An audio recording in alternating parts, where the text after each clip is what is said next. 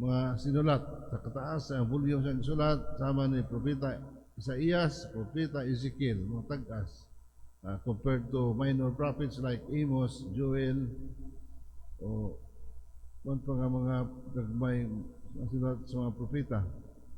O niya, kini si Jeremias na tao 600 years ahead of Christ. At the age of 60, at the age of 20, was called by God to be a prophet. Una, balibad siya.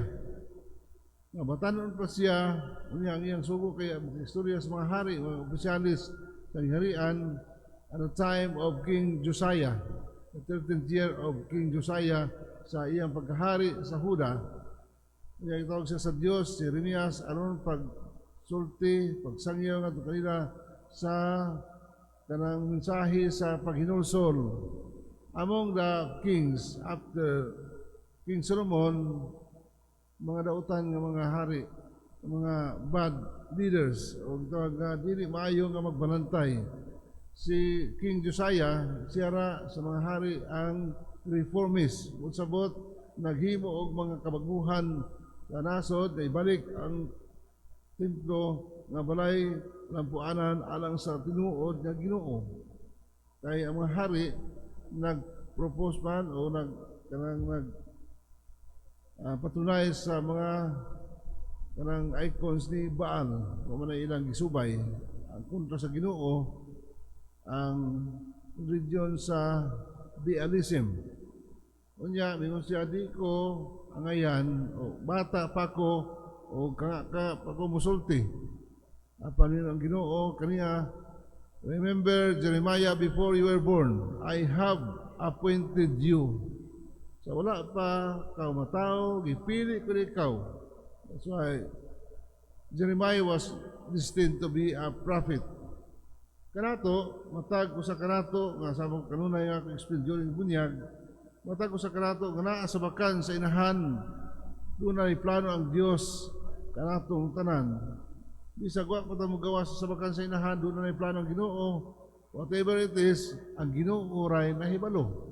Pero ang pagpahiluna sa plano sa Dios, no, ang maginikanan ng mutabang sa plano sa Dios nga mahimutan o matuman pinaagi sa ilang pagatiman, pagpangga sa mga bata. That's why parents are held responsible or accountable to God whatever will happen to their kids. Kung sa metabo, ang ginikanan may manubag. Tungod kay wa madayon ang plano sa Dios tungod sa pagpasagad sa mga ginikanan. Alita sa Ebanghelyo. Ebanghelyo San Mateo, puno sa mga sambingay. Natod pa, 80% of Christ's teachings belongs to kanang parable. Pinaagi sa parable. Yung siya ayaw, tagsarana siya. Kasi 80% pinaagi sa sambingay aron ang makadungog o maka-discover sa kahulugan sa mensahe ni Jesus sa iyang pagsangyaw. So, it's a kind of farming na kanabang understandable sa mga tao. Ano may isa stupid nga mag-uuma, ano bang gisabod niya, uban nasa bato, nasa gihanan, nasa kasagbutan, uban to sa mayang yuta. Is that a kind of farming they have? Let us understand the kind of farming the people have in Palestine.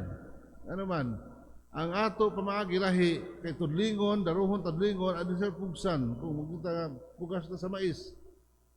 Sa Palestina, dili, wala kayo murag stupid yung pamaagi, kay isabod ang binhi, isabod na, hibutan Palestina, rocky ground na siya, unya gisabod ay pa tudlingon siya.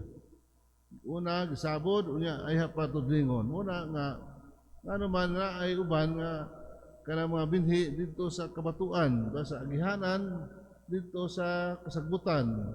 May nagay na binhi nga hug sa eksakto nga soil nga kanang tabunok nga yuta aron kini motubo og bunga.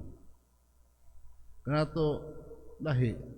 So, muna sabot kita nga kung analyze ang parabol na muna magbinuang nga mag-uma. lahi man ang ilang paguma, lahi ang ato. Umada kanadto nga karang una ang bunyag adisir pa i katikais. Kaya naman gusto nga kita itisok daan kanato sa Ginoo ang mga mensahe. Mo daw ang mensahe gitisok sa Dios kay katong tawo nga nagsabod mo man ang Ginoo o ang yuta mo kita nga recipient sa mensahe.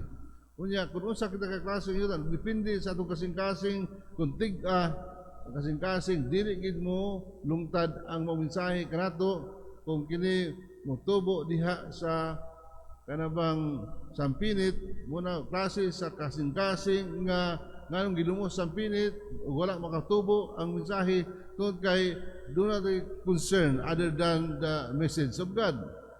Ang message nato ang ato nga sigo concern muna nga makwarta ta, maningkamot kita, mabuhi, survival muna nga nalumos ang mensahe. Importante ang panginabuhi kaysa pagsimba.